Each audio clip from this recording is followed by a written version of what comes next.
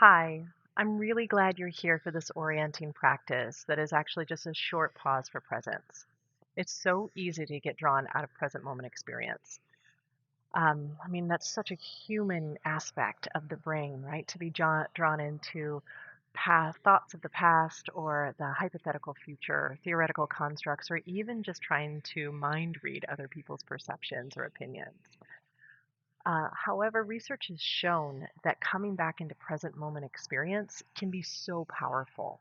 It can reduce stress, it can reduce negative emotions as well as arousal responses and bring us back into some regulation.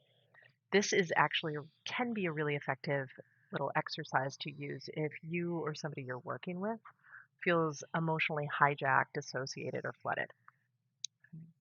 Present moment awareness opens up our field of perspective for what is possible and what is okay. So I'm just going to invite you to get curious now for the next few minutes. And let's start wherever you are. Whether it's standing, you could be exercising or dancing, you might be sitting like I am or laying down, right? So wherever you are, I just want you to notice how you're supported. Yeah?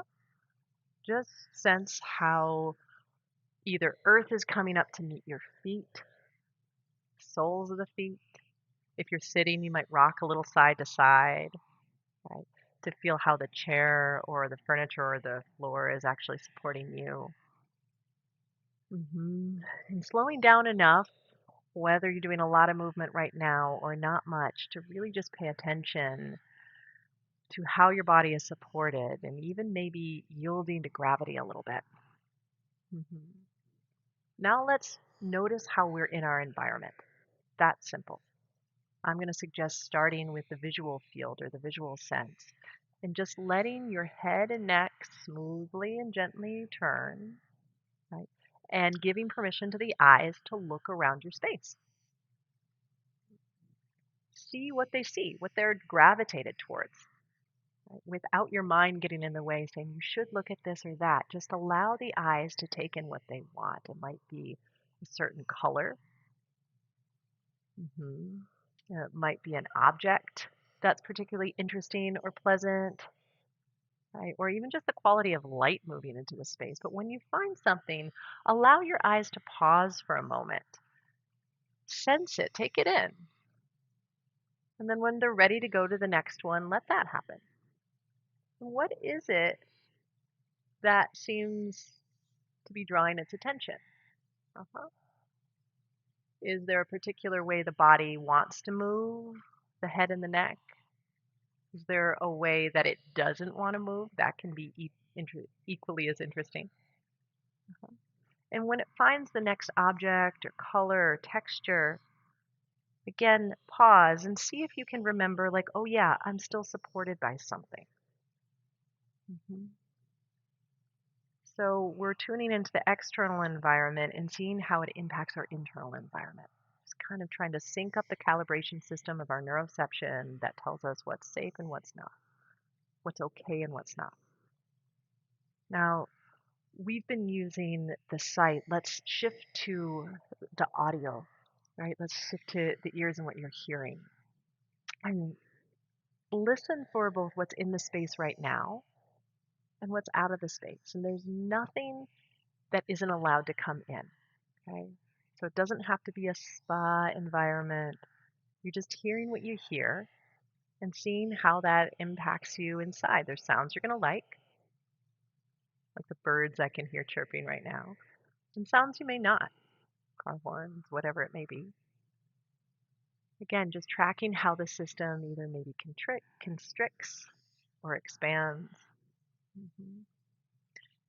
And if as you are orienting, bringing your mind's attention to present moment without judgment, with just curiosity, as you're orienting to your external environment, you start to feel yourself get a little bit more anxious or uncomfortable, just notice you might try closing your eyes and letting your head and neck still shift and move softly and just feeling the support underneath you. That could be orienting enough for you right now.